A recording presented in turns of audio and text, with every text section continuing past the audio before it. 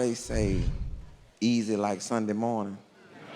Yeah, Lionel Richie said that song. Marcus say that all the time. He say it's easy like Sunday morning, and I get that. But Monday, And we all heard what you were saying. This weekend, he is bringing that same storytelling right here to the DMV. Comedian, actor, writer Ali Siddiq is in town with his In the Shadows tour at Capital One Hall, February 27th and 28th. And those shows will be taped for another Siddiq special. And new this hour, he is joining us to give us a preview of what fans can expect. We're so happy you're joining us. Thank you. oh, thank y'all for having me.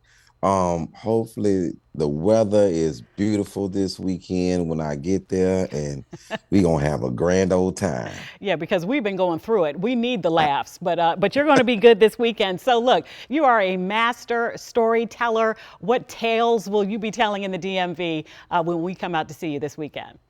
Oh, the DMV is gonna get a special one because I'm taping actually four different specials, not Okay. just one. So each show actually is its own special. So it'll look different, it'll have a different pace to it and have different stories in it. So, I'm returning to the DMV, the same place I did Domino Effect 3 and 4. All right, I love it. You know what? I love to hear you talk. I love that Houston accent, that H-Town accent. Thank, thank you. We It's a country yeah. boys down here. No, but you know what? It is like key in your storytelling. Just the way that you speak is just just have people on the edge of their seats. And let me just say this: Deadline put you in the Comics Who Won 2025. Vulture, one of the most prolific storytellers in stand-up, nominated for an NAACP Image Award.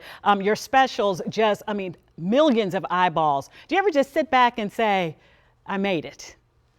Not yet. No. Not yet. I'm still working at it. Even though when they informed me that I was the first independent comic to ever get nominated for an award, I was like, cool. Now I need to win it. It's, I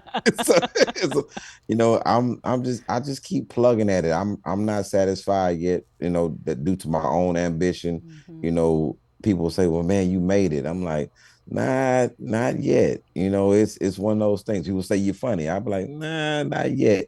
Because I'm still trying to, get better. I'm Yeah. still trying to achieve. So I guess that's one of the things that keeps me hungry, that I'm Mhm. still trying to get to the point for myself. No, I What hear other that. people say is beautiful, but what I say is different.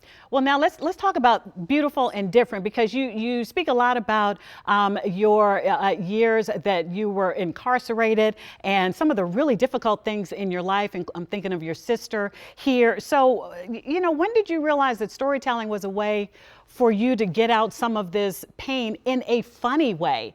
That's It, incredible. it's always been there, because that's how I learned everything I've ever learned was based on a story. Whether I was with my grandmother, I do something, my mom be like, well, let me tell you a story.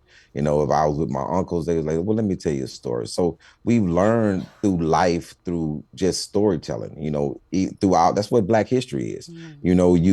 You learn the stories, and you learn the fight, and you learn the ambition, and you learn the perseverance. So, in my brain, I was like, well, let me take that to the stage. And, Yeah. and it was triggered by, other comedians. I have a book out called Applied Advice. And these are the things that they gave me, Hmm. that helped me along the way. And DL Hughley, he told me the funniest I ever be in life is based on how honest I wanted to be.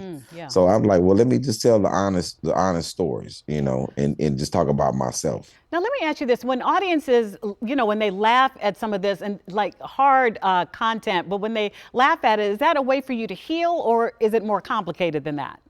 It's a way for them to heal, man. Mm. It's amazing how many people come up to me, that especially domino effect too, people dealing with loss.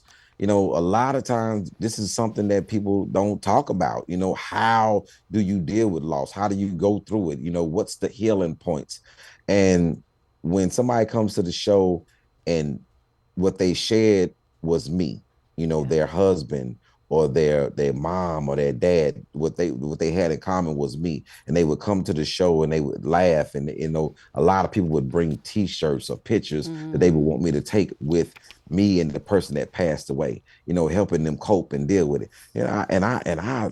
I appreciate that I'm a part of your healing. Yeah. I appreciate that I'm a part of the process with you. I'm appreciate that you found me. Some people are like, man, I was in a dark place of depression, and I would just put you on and listen. I guess because my story is one of those stories like, well, if somebody gonna be depressed, it should be him. so, so if he can make it, then I Right. can definitely make it. That's one of those things that I just love that my comedy and my style is helping people, Right. versus just the laughs. Right. Let me be a part of your healing, because that's what laughter is. That's what comedy is. It's medicine. It's not supposed to be demeaning. It's medicine. Now, I'm out of time. My producer's yelling at me in my ear. I got to Okay. ask you this one more Sorry. question. One more Yeah. question. It's a hard one. You're a Yes. storyteller. Is there a story you're not ready to tell yet? No. I know that's right. It's a story that my mama won't let me tell because she told me Okay. keep my name out your mouth. As mamas do, I will say that. That's Ali Siddiq. The In the Shadows tour is at the Capital One Hall this weekend, Friday and Saturday. Get your ticket before there are no more. Thank you for spending some time with us. Thank y'all for having All me. right.